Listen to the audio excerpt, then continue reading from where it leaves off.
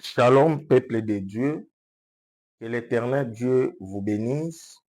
Comme cela a été prévu dans notre communiqué, c'est aujourd'hui que nous débutons nos émissions.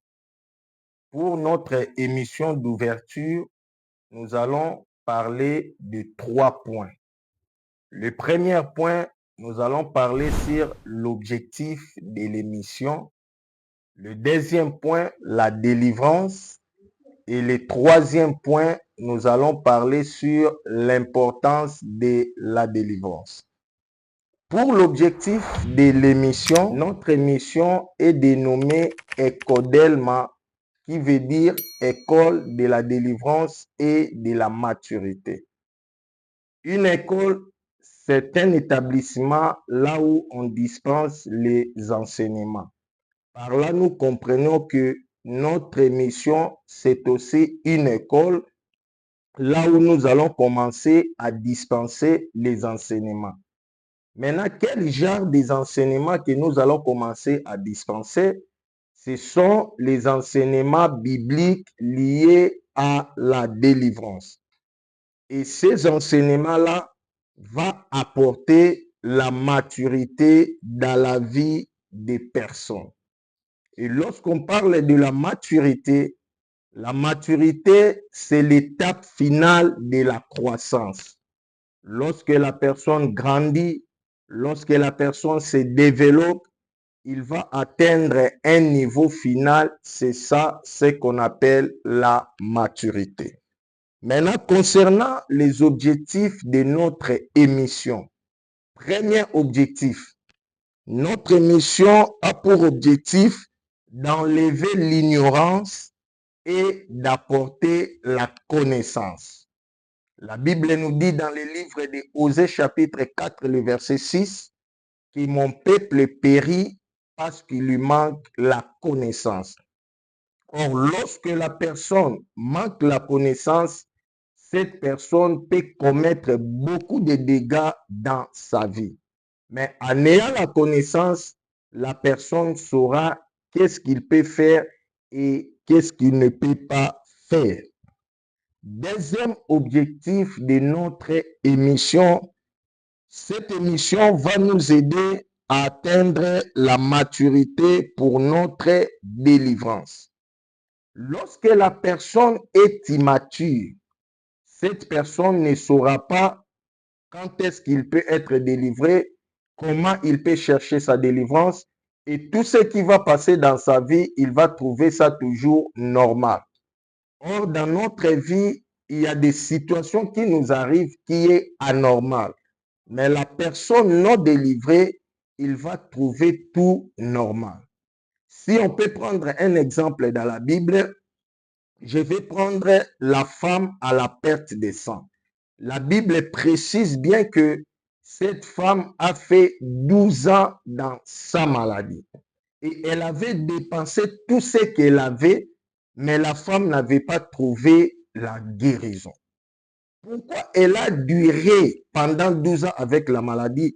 Parce que la femme n'avait pas eu le temps d'analyser sa vie pour chercher sa délivrance.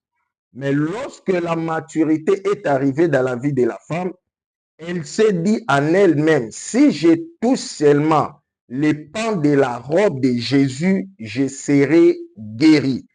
Et lorsqu'elle a fait l'action d'aller toucher, c'est alors que la femme a eu la guérison. Donc, lorsque la personne n'est pas mature, elle peut traverser des moments difficiles, mais elle ne saura pas comment trouver la délivrance. Mais à travers notre émission, nous allons nous aider à comprendre comment nous devons chercher notre délivrance. Et notre troisième objectif, cette émission va nous aider, nous les chrétiens, à comprendre notre mission sur la terre. Laisse-moi te dire que lorsque Dieu nous a créés, il nous a créés pour une mission. Mais beaucoup de gens n'arrivent pas à faire cette mission parce qu'ils ne savent même pas la mission que Dieu lui a envoyée sur la terre. Voilà les trois objectifs qui constituent notre émission. Et après les objectifs, le deuxième point, nous allons parler sur la définition de la délivrance. Qu'est-ce qu'on attend par la délivrance?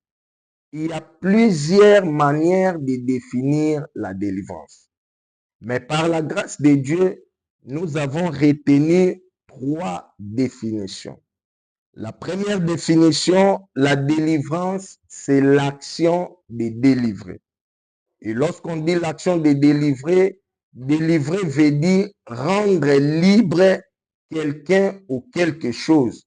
Or, lorsqu'on parle de rendre libre, c'est qu'auparavant la personne était emprisonnée, c'est alors que l'action de la délivrance va lui rendre libre. Je peux illustrer ça par un exemple. Je prends la personne de Pierre. Pierre, il était dans la prison, encerclé, contrôlé et protégé. Et c'est Hérode qui lui a incarcéré. Maintenant, comment est-ce que Pierre était libéré dans la prison? C'est lorsque l'ange de l'Éternel lui est apparu dans la prison. Hérode peut être un gourou de votre famille, un grand sorcier de votre famille qui ne veut pas votre avancée. Parce que la Bible précise bien que Hérode avait tué Jacques par l'épée et il a voulu encore tuer Pierre. Ça peut aussi être le cas de votre famille. Il y a un sorcier que beaucoup de gens dans la famille lui craignent et il est en train de tuer les gens. Mais je suis venu te dire et de dire à cette sorcier-là qu'il n'arrivera pas à toucher ta vie. Parce que dans votre famille, toi, tu n'es pas Jacques qui a été tué, mais toi, tu es Pierre. Et à travers cette émission et cet enseignement, l'Éternel va te délivrer de tout ce que les gens ont préparé de faire dans ta vie. Et je profite pour déclarer dans la vie d'une personne, quel que soit là où on t'a incarcéré, je déclare et je dis au nom puissant du Seigneur Jésus-Christ, toute personne qui va écouter cet enseignement, que l'Éternel Dieu qui m'a envoyé puisse lui libérer et lui délivrer de toutes les chaînes au nom puissant du Seigneur Jésus-Christ. Deuxième définition. La délivrance, c'est l'indépendance. Pourquoi nous pouvons dire que la délivrance, c'est l'indépendance? Parce que toute personne non délivrée, c'est une personne dépendante. Là, je prends l'exemple de Paul. Avant qu'il devienne Paul, il était Saul. Et lorsqu'il était Saul, il faisait la persécution des chrétiens. Il tuait les chrétiens, il maltraitait les chrétiens parce qu'il dépendait de la prison satanique. Mais après avoir rencontré Christ sur le chemin de Damas, où il partait aussi pour aller maltraiter les chrétiens. Mais lorsqu'il a rencontré Jésus, Jésus lui dit, pourquoi me persécutes-tu? Et après sa délivrance, écoutez la déclaration de Paul dans le livre de Éphésiens chapitre 3, le verset 1er. Paul est en train de dire, après cela, moi Paul, prisonnier de Christ pour le païen. Lorsqu'on parle d'après cela, c'est qu'avant sa délivrance, il y a eu des événements que je venais de parler. Il maltraitait les chrétiens, il tuait les chrétiens, il persécutait tout ce qu'il faisait. Mais après avoir rencontré Christ, il a trouvé sa délivrance et il a quitté de la prison satanique vers la prison de Dieu. C'est-à-dire, il ne dépendait plus du diable, mais il dépendait de Dieu. C'est ça l'indépendance spirituel. Troisième définition. Lorsque la personne est non délivrée, cette personne sera dominée par un esprit. Il y aura un esprit qui va dominer sur sa vie. Je ne sais pas dans ta vie quel esprit qui te domine, mais quel que soit le nombre des esprits, quelle que soit la force des esprits qui te dominent, mais il n'y a pas un esprit qui est plus supérieur que Jésus-Christ. C'est pourquoi la Bible dit que Jésus-Christ, après avoir accepté la mort de la croix, Dieu l'a souverainement élevé et il lui a donné le nom qui est au-dessus de tous les noms. Afin qu'au nom de Jésus-Christ, tous genoux fléchissent sur la terre, sous la terre et dans les cieux, et toute langue confesse que Jésus-Christ est Seigneur. Je déclare que tout esprit qui t'est dominé, que cet esprit fléchisse les genoux devant l'autorité suprême de Jésus au nom de Jésus-Christ. La troisième définition, c'est la manifestation de la supériorité de Dieu au-dessus des dominations maléfiques. Avant la délivrance, il y avait des esprits qui dominaient. Là, je prends l'exemple de Anne.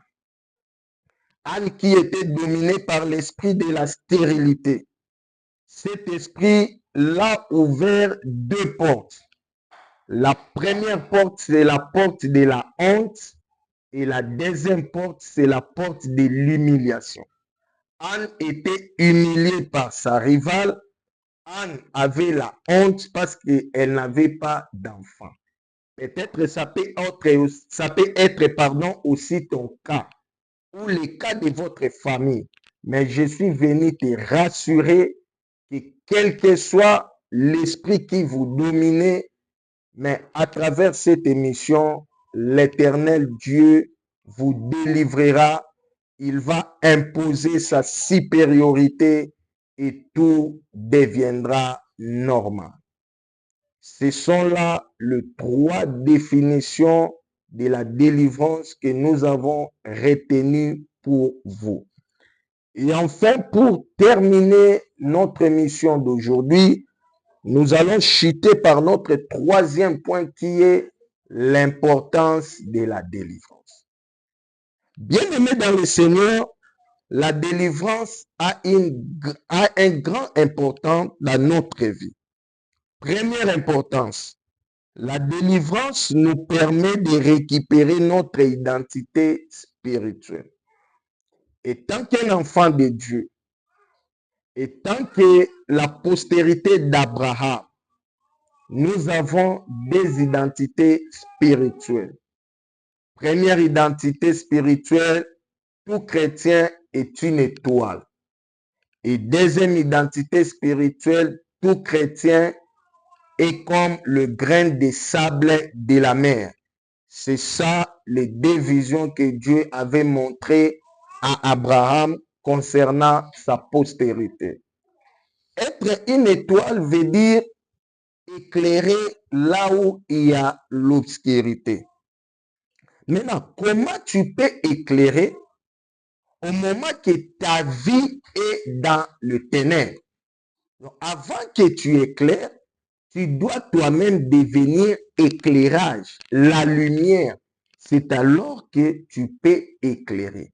Or, lorsque la personne n'est pas délivrée, cette personne restera dans le ténèbre. Mais qu'est-ce que nous constatons? Au lieu que les gens éclairent la vie des autres personnes, mais ils viennent avec l'obscurité. Ça, ce n'est pas faire la mission en tant que chrétien. Parce qu'en tant que chrétien, notre mission est d'éclairer. Vous pouvez être dans la famille, il y a un problème. Au lieu de chercher la solution, mais toi, tu viens encore recréer, ajouter d'autres problèmes au-dessus du problème déjà qui régnait dans la famille. Là, on comprend directement que tu n'es pas encore délivré. C'est pourquoi tu es en train de créer la division, la séparation. C'est ça la première importance de la délivrance. Deuxième importance de la délivrance nous permet à toucher à l'accomplissement des promesses de Dieu. Dieu nous a promis beaucoup de promesses.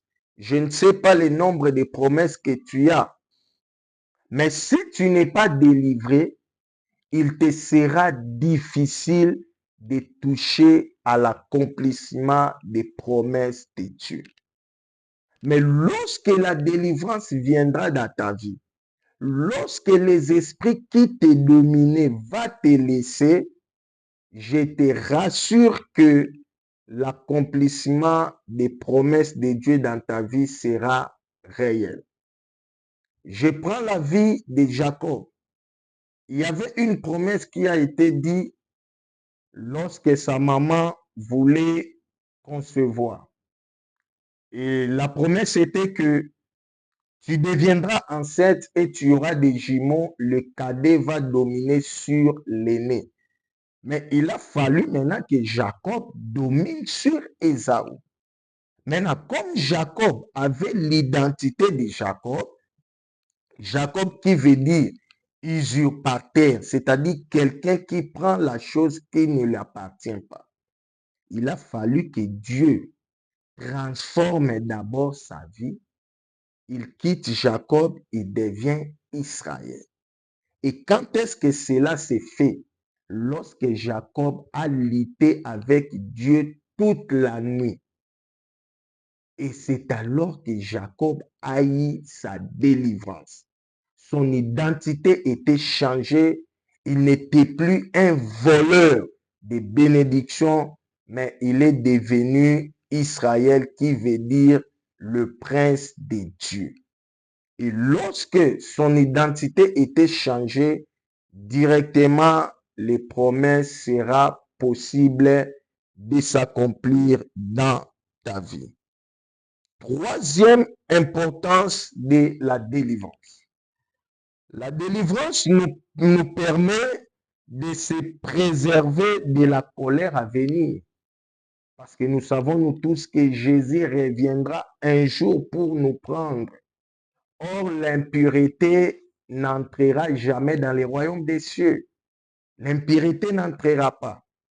Or, lorsque l'impureté est dans le corps, il nous sera impossible de se revêtir d'un corps incorruptible pour être enlevé. Mais si la personne est délivrée, son corps sera léger et cette légèreté de son corps va lui permettre d'être enlevé dans la facilité. Et pour finir, le quatrième importance de la délivrance nous garantit à la bénédiction à venir. La bénédiction à venir est d'hériter le royaume des cieux. Dieu, à travers Christ, a dit à Pierre, Pierre avait posé la question à Christ, on a tout laissé, on te suit, qu'est-ce que nous allons gagner dans la suite? Et Christ lui a répondu, au siècle présent, vous aurez au centuple, mais au siècle à venir, vous aurez la vie éternelle. Et cette vie éternelle, nous allons la toucher que lorsque la délivrance sera intégrale dans notre vie. Et Paul est en train de bien préciser dans le livre de 1 Thessaloniciens chapitre 5, le verset 23, il dit ceci, que le Dieu des cieux vous sanctifie tout entier et que votre corps, esprit et l'âme soient irréprochables lors de l'avènement du Seigneur Jésus-Christ. Or, lorsqu'il dit que l'âme, l'esprit et le corps soient irréprochables, c'est-à-dire qu'on ne trouve rien d'impur dans votre esprit, qu'on trouve rien d'impur dans votre âme et qu'on trouve rien d'impur dans votre esprit. Or, lorsqu'il n'y a pas l'impureté dans tous les trois parties de votre corps, c'est ça la délivrance. Bien-aimé dans le Seigneur, pour terminer, je suis venu rassurer quelqu'un et que lorsque tu vas écouter cette émission, cet enseignement va te toucher et cela apportera la délivrance dans ta vie.